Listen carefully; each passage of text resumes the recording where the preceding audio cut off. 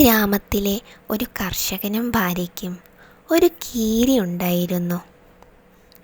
ഒരു ദിവസം അവർ ജോലിക്ക് പോവുകയായിരുന്നു. അതിനാൽ അവർ അവരുടെ കുഞ്ഞിനെ വീട്ടിൽ കീരിയോടൊപ്പം വിട്ടു. കുഞ്ഞിനെ പരിരക്ഷിക്കാൻ കീരി സമർത്ഥയായിരുന്നു. കീരിയെ അവർ വിശ്വസിച്ചു. അവർ വീട്ടിലില്ലാത്തപ്പോൾ ഒരു പാമ്പ് വീട്ടിലേക്ക് കടന്നു വന്നു കുഞ്ഞിനെ ആക്രമിക്കാൻ ശ്രമിച്ചു.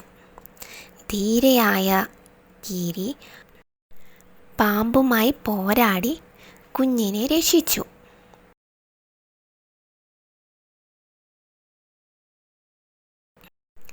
കർഷകൻ്റെ ഭാര്യ വീട്ടിലേക്ക് തിരിച്ചു വന്നപ്പോൾ കീരിയുടെ വായിൽ രക്തം പുരണ്ട നിലയിൽ കണ്ടു.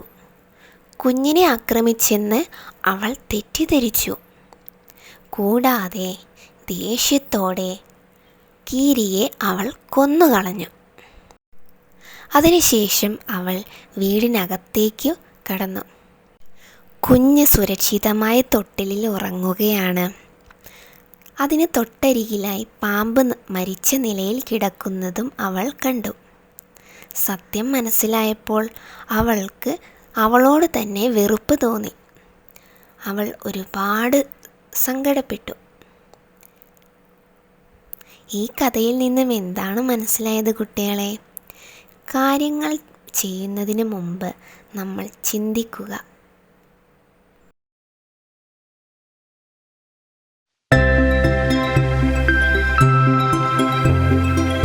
വിഡ്ഢിയായ സിംഹവും സൂത്രക്കാരനായ മുയലും. പണ്ടൊരിക്കൽ അത്യാഗ്രഹിയായ ഒരു സിംഹമുണ്ടായിരുന്നു. കാട്ടിലുള്ള എല്ലാ മൃഗങ്ങളെയും അവൻ ഭയപ്പെടുത്തിയിരുന്നു. കാരണം അവൻ എല്ലാ മൃഗങ്ങളെയും പിടിച്ചു തിന്നുമായിരുന്നു. അതുകൊണ്ട് തന്നെ എല്ലാ മൃഗങ്ങളും പേടിച്ചു വിറച്ചാണ് കാട്ടിൽ ജീവിച്ചിരുന്നത്. ഒരു ദിവസം കാട്ടിലെ മൃഗങ്ങളെല്ലാവരും കൂടി സിംഹവുമായി ഒരു കരാർ ചെയ്തു. ഓരോ ദിവസവും ഓരോ മൃഗങ്ങൾ സിംഹത്തിൻ്റെ ഇരയായി അടുക്കൽ വരിക. ഇതായിരുന്നു കരാർ.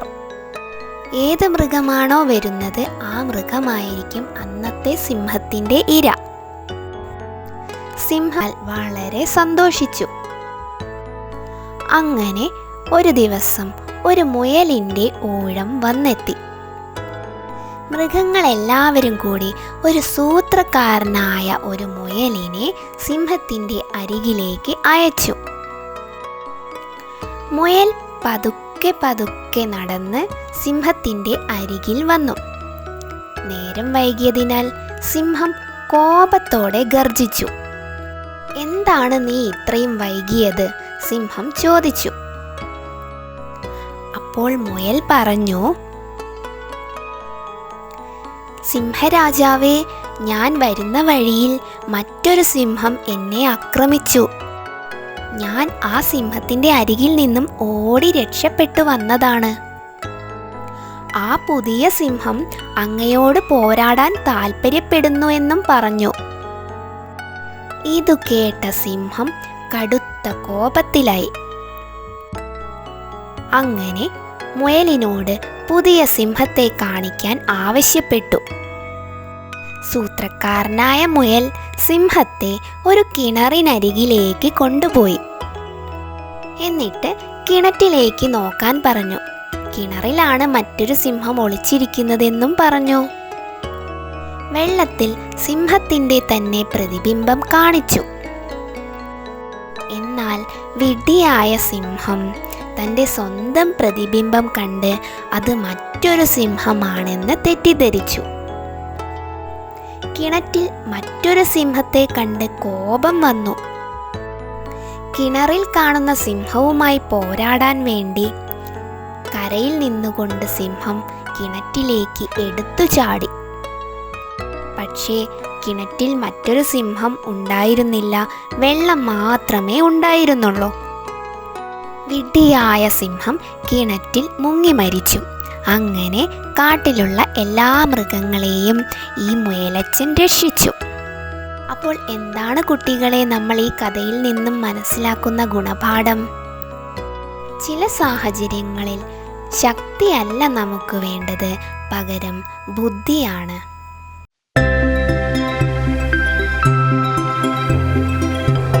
സൂത്രക്കാരനായ കുരങ്ങനും വിഡ്ഢിയായ മുതലയും.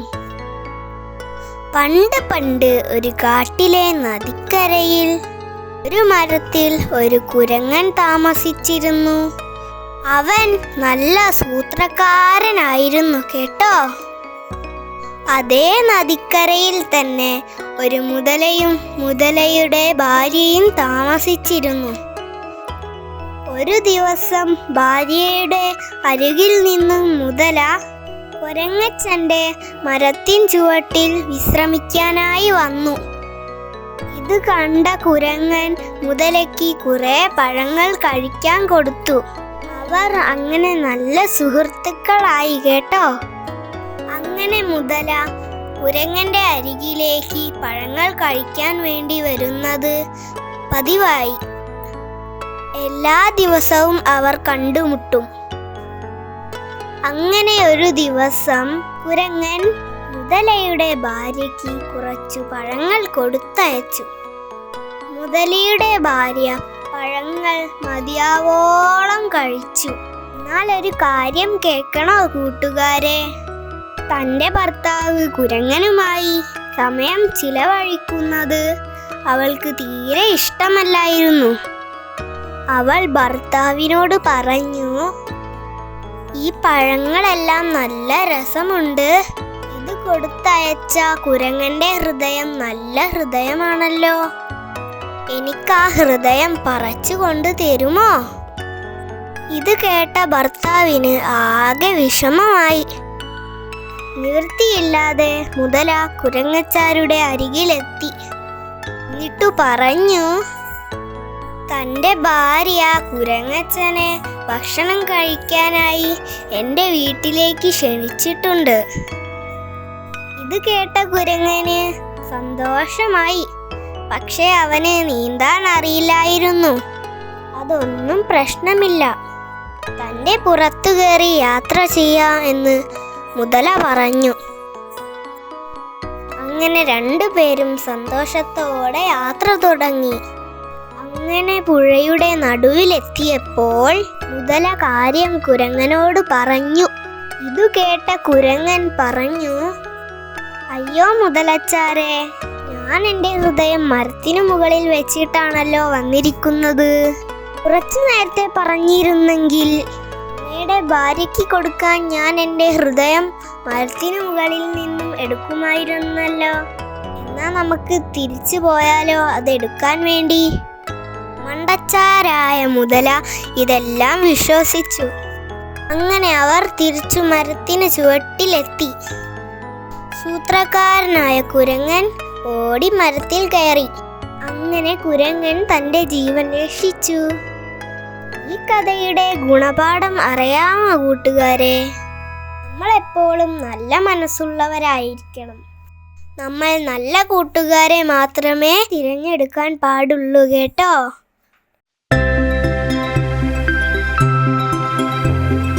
ഒരിക്കൽ ഒരു ഗ്രാമത്തിലെ കുളത്തിൽ ഒരു കൊക്ക് താമസിച്ചിട്ടുണ്ടായിരുന്നു. ആ കുളത്തിലെ മീനുകളെ തിന്നിട്ടായിരുന്നു ആ കൊക്ക് ജീവിച്ചിരുന്നത്. അങ്ങനെ കുറെ കാലങ്ങൾ കഴിഞ്ഞപ്പോൾ കൊക്ക് വയസ്സനായി.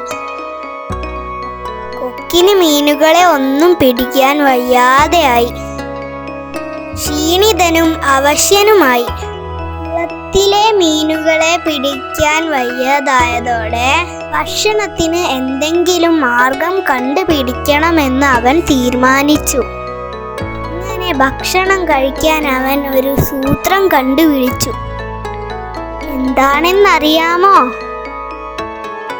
ഒരു ദിവസം അവൻ ആ കുളത്തിലുള്ള മീനുകളെയും തവളകളെയും ഞണ്ടുകളെയും എല്ലാവരെയും വിളിച്ചുകൂട്ടി.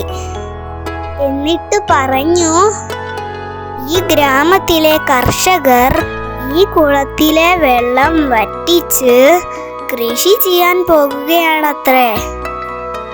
ഇവിടെ കൃഷി ചെയ്താൽ നമ്മൾ എങ്ങനെയാ ജീവിക്കുക? ഞാൻ എൻ്റെ ചിറകുകൾ ഉപയോഗിച്ച് പറന്നു പോകും.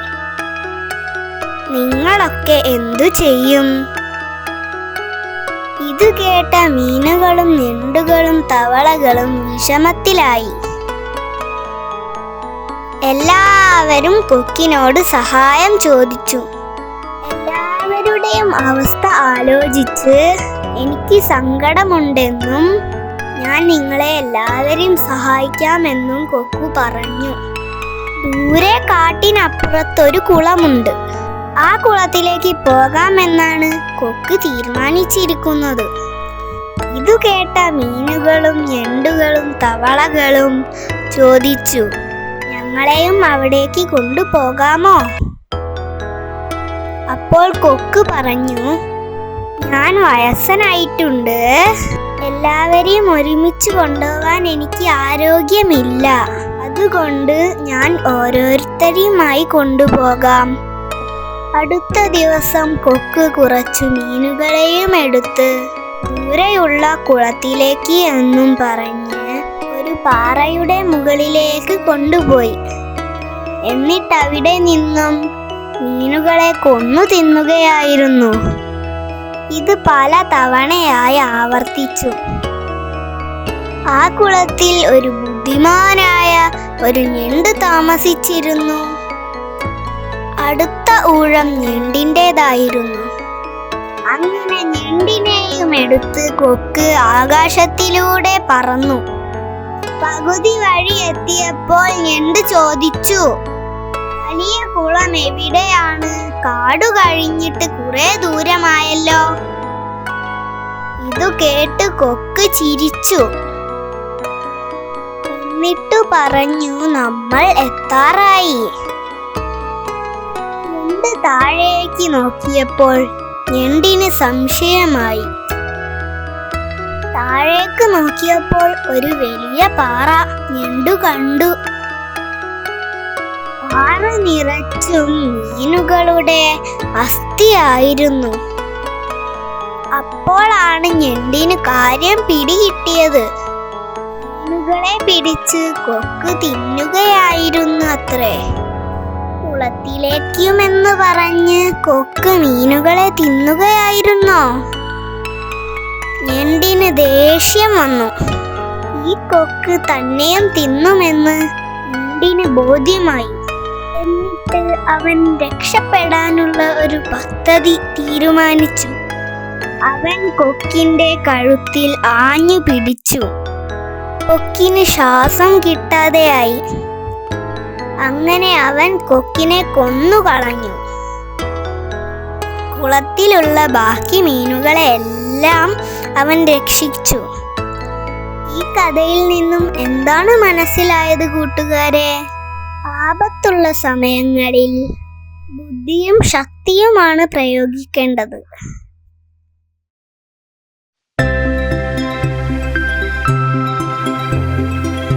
ഒരു ഗ്രാമത്തിൽ ഒരു അത്യാഗ്രഹിയായ ഒരു നായ ഉണ്ടായിരുന്നു. അവന്റെ പേരാണ് ചിമ്പു. ചിമ്പുവിന് എല്ലും കഷ്ണം ഭയങ്കര ഇഷ്ടമാണ് കേട്ടോ. ഒരു ദിവസം അവൻ വിശന്നു വലഞ്ഞ് ഗ്രാമത്തിലൂടെ നടക്കുകയായിരുന്നു. വഴിയരികിൽ അവനൊരു എല്ലും കഷ്ണം കണ്ടു.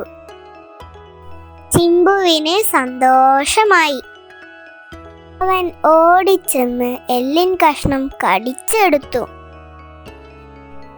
ഈ എല്ലിൻ കഷ്ണം വീട്ടിൽ കൊണ്ടുപോയി കഴിക്കാം എന്നും പറഞ്ഞ് അവൻ താമസിക്കുന്ന ഇടത്തേക്ക് പോയി. നദിയുടെ അക്കരെയാണ് അവന്റെ താമസം. അതിനാൽ നദിയുടെ അക്കരയെത്താൻ ഒരു പാലത്തിലൂടെ നടന്നു പോകണം. അങ്ങനെ പാലത്തിനു മുകളിൽ എത്തിയപ്പോൾ അവൻ താഴെ വെള്ളത്തിലേക്കൊന്ന് നോക്കി. വെള്ളത്തിൽ അവന്റെ തന്നെ നിഴൽ കണ്ട് അവൻ തെറ്റിദ്ധരിച്ചു. അത് മറ്റൊരു നായയാണെന്നാണ് അവൻ വിചാരിച്ചത്. വെള്ളത്തിലുള്ള നായയെ കണ്ട് ചിമ്പുവിന് ദേഷ്യം വന്നു. ആ നായയുടെ കയ്യിലുള്ള ആ എല്ലിൻ കഷ്ണം കൂടി ചിമ്പുവിന് വേണം. ചിമ്പു ഒരു അത്യാഗ്രഹി തന്നെ. അങ്ങനെ അവൻ ഉറക്കെ കുരയ്ക്കാൻ തുടങ്ങി. അപ്പോൾ എന്തു സംഭവിച്ചെന്നറിയാമോ? തൻ്റെ വായിലുള്ള എല്ലിൻ കഷ്ണം വെള്ളത്തിലേക്ക് വീണുപോയി. പാവൻ ചിമ്പു. വെള്ളത്തിലാണെങ്കിലോ ഓളങ്ങൾ കാരണം നായയുടെ നിഴലും കാണാതായി. എല്ലിൻ കഷ്ണം വെള്ളത്തിനടിയിലേക്ക് മുങ്ങിപ്പോയി. ചിമ്പു സങ്കടത്തോടെ നോക്കി നിൽക്കുകയായിരുന്നു. വെള്ളത്തിൽ കണ്ടത് തൻ്റെ സ്വന്തം നിഴലാണെന്നും തൻ്റെ കയ്യിലുള്ള എല്ലിൻ കഷ്ണം അത്യാഗ്രഹത്താൽ അവൻ നഷ്ടപ്പെടുത്തിയതാണെന്നും അവന് ബോധ്യമായി. അങ്ങനെ അവൻ അത്യാഗ്രഹം ആപത്താണെന്നുള്ള പാഠം പഠിച്ചു. ഈ കഥയുടെ ഗുണപാഠം മനസ്സിലായോ കൂട്ടുകാരെ? അത്യാഗ്രഹം ആപത്താണ്.